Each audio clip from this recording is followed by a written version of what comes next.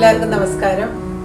ഇന്ന് ഞാൻ ഉണ്ടാക്കാൻ പോകുന്നത് നമ്മുടെ ബേക്കറികളിലൊക്കെ മേടിക്കുന്ന ഒരു പലഹാരമുണ്ട്, ദിൽഖുഷ്. അതെങ്ങനെയാണ് ഉണ്ടാക്കുന്നതെന്നാണ്. വളരെ എളുപ്പമായിട്ട് ഉണ്ടാക്കാൻ പറ്റും. അപ്പം നമുക്ക് നോക്കാം എങ്ങനെയാണ് അതുണ്ടാക്കുന്നത്.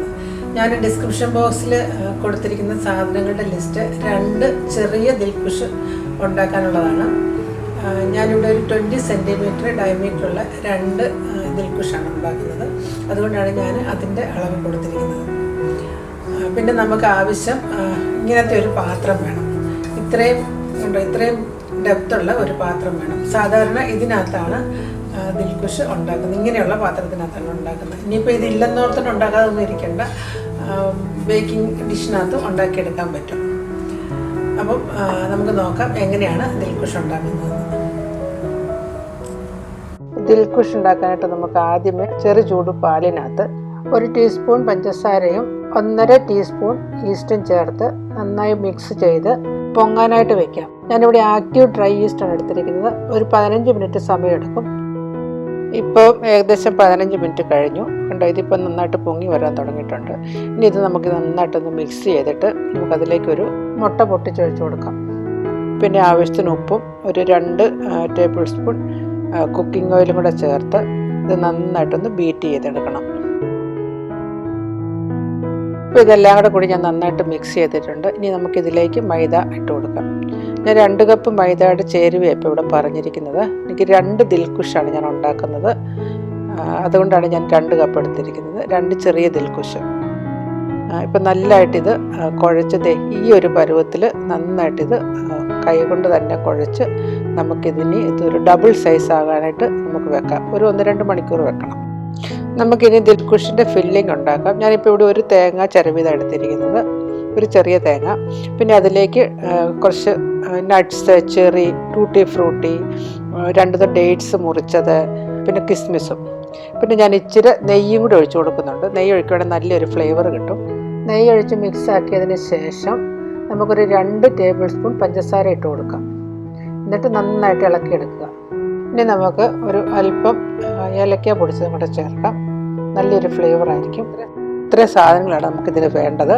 സാധാരണ നമ്മൾ ബേക്കറിയിൽ നിന്ന് മേടിക്കുന്നതിൽ അവർ ചെറിയും ടൂട്ടി-ഫ്രൂട്ടി ചേർക്കാറുള്ളൂ. നമുക്ക് വീട്ടിലുണ്ടാക്കുമ്പോൾ നമ്മുടെ കയ്യിൽ നട്ട്സ് ഒക്കെ ഉണ്ടെങ്കിൽ അതൊക്കെ ചേർക്കുന്നത് നല്ലതാണ്. ഇനി നമുക്കിതങ്ങ് മൂടി മാറ്റി വെച്ചിട്ട് നമ്മുടെ മാവ് ഒന്ന് നോക്കാം. ഇത് കണ്ട മാവ് ഡബിൾ സൈസ് ആയിട്ടുണ്ട്. ഇനി നമുക്കിതെടുത്ത് കൈകൊണ്ട് നന്നായിട്ടൊന്ന് നീഡ് ചെയ്യണം. ഞാനിപ്പോൾ ഇതിന് പാത്രത്തിൽ നിന്ന് അങ്ങോട്ട് മാറ്റിയിട്ട് ഒരു കിച്ചൺ ടോപ്പിലേക്ക് വെച്ച് നന്നായിട്ടൊന്ന് നീഡ് ചെയ്യുവാണ്. അല്ലെങ്കിൽ ഇത് ശരിക്കും നീഡ് ചെയ്തെടുക്കാൻ പറ്റത്തില്ല. അപ്പോൾ ഒരു 5-10 മിനിറ്റ് നന്നായിട്ടിത് നീഡ് ചെയ്തെടുക്കണം. എന്നാലുള്ള നല്ല സോഫ്റ്റ് ബണ്ണുണ്ടാക്കാൻ പറ്റുള്ളൂ. ഇനി കുഴച്ച മാവിൻ്റെ പകുതി എടുത്ത് ഒരു ദിൽഖുഷ് ഉണ്ടാക്കുന്നത് ഞാനിപ്പോൾ കാണിച്ചു തരാം. ഇനി ആ പകുതി മാവ് നന്നായിട്ട് പിന്നെയും കുഴച്ച് നല്ല മയപ്പെടുത്തണം. എന്നിട്ട് അതിനെ വീണ്ടും ഇച്ചിരി വലിയ ഭാഗവും ഒരു ചെറുതുമായിട്ട് 2ആയിട്ട് നമുക്ക് ഡിവൈഡ് ചെയ്തെടുക്കണം. ബേക്കിംഗ് ട്രേയുടെ ബേസിൽ വെക്കുന്ന ഷീറ്റ് ട്രേയുടെ എക്സാക്ട്ലി വലിപ്പമുള്ളതായിരിക്കണം. പിന്നെ അടുത്ത ഷീറ്റ് മേളിൽ കവർ ചെയ്യുന്നത് അല്പം വലുതായിരിക്കണം. ഞാൻ കാണിച്ചാൽ എങ്ങനെയാണ് ഉണ്ടാക്കുന്നതെന്ന്. നമുക്ക് വർക്ക് ടോപ്പിലേക്ക് ഇച്ചിരി മൈദ തൂങ്ങിയിട്ട് ഇതിനി നമുക്കൊന്ന് പരത്തിയെടുക്കണം. പരത്തിയെടുക്കുമ്പോൾ ഇച്ചിരി കട്ടിക്ക് വേണം പരത്താനായിട്ട്. ചപ്പാത്തി ഒന്നും പോലെ അത്ര കനക്കുറച്ച് പരത്തരുത്. ഒരു 1/4 ഇഞ്ച് കനത്തിൽ പരത്തണം. പരത്തി നമ്മുടെ ബേക്കിംഗ് ട്രേയുടെ സൈസിൽ പരത്തിയെടുക്കുക. ഞാനിപ്പോൾ ഇത് ഈ ബേക്കിംഗ് ട്രേയുടെ സൈസിനാണ് പരത്തിയിരിക്കുന്നത്. കണ്ടോ, ഇതുപോലെ. എന്നിട്ട് ഇതിങ്ങനെ അതിനകത്തേക്ക് വെച്ച് കൊടുക്കുക. വെച്ച് കൊടുത്ത് അരിവൊക്കെ നല്ല ഷേപ്പിൽ വെച്ചെടുക്കുക. അത് കഴിഞ്ഞ് നമുക്ക് ഇതിനകത്തേക്ക് ഫില്ലിങ് നിറയ്ക്കാം.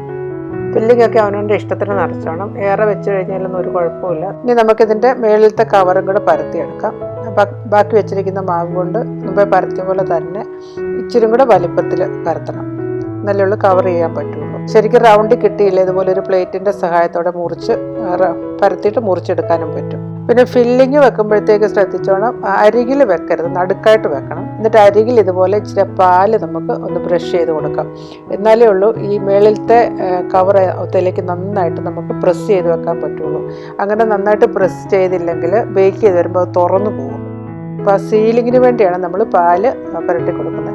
ഇനി സൈഡ് നന്നായിട്ട് പ്രസ് ചെയ്ത് ഇതുപോലെ സീൽ ചെയ്ത് വെക്കുക. എന്നിട്ട് നമുക്കവിടെ ഒരു 10 മിനിറ്റ് നേരം ഇത് റെസ്റ്റ് ചെയ്യാൻ വെക്കാം. ഓവന് നമുക്കൊരു 180 ഡിഗ്രിയിൽ പ്രീ ഹീറ്റ് ചെയ്യാൻ വേണ്ടി വെക്കുക. ഇനി ബണ്ണൊന്ന് എഗ് വാഷ് ചെയ്യണം. അതിന് ഒരു മുട്ട പൊട്ടിച്ചിട്ട് നന്നായിട്ട് ബീറ്റ് ചെയ്തിട്ട് ഒരു ബ്രഷിൻ്റെ സഹായത്തോടെ ബണ്ണിൻ്റെ മേളിലേക്ക് നന്നായിട്ട് ബ്രഷ് ചെയ്ത് കൊടുക്കുക. ഇനി ഇത് നമുക്ക് ഓവനിലേക്ക് വയ്ക്കാം. പ്രീഹീറ്റ് ചെയ്ത് 180 ഡിഗ്രിയിൽ പ്രീഹീറ്റ് ചെയ്ത് ഓവനിലേക്കാണ് വെക്കുന്നത്. ഞാനിവിടെ 40 മിനിറ്റ്സാണ് വെച്ചിരിക്കുന്നത്. 40 മിനിറ്റ് കഴിഞ്ഞപ്പോഴത്തേക്ക് ദിൽഖുഷ് ഞാൻ വെളിയിലേക്ക് എടുത്ത് നോക്കി, നല്ല ബ്രൗൺ കളറായിട്ടുണ്ട്. ഡിഫറെൻറ്റ് ഓവന് ഡിഫറെൻറ്റ് ടൈം ആയിരിക്കും. എനിവേ 30 മുതൽ 40 മിനിറ്റ് വരെ സമയമെടുക്കും. രുചികരമായ ദിൽഖുഷ് റെഡി ആയിട്ടുണ്ട്. നിങ്ങളെല്ലാവരും ഇത് ഉണ്ടാക്കി നോക്കണം. എന്നിട്ട് എന്നെ കമൻസുകളൊക്കെ അറിയിക്കണം. Thank you for watching my channel.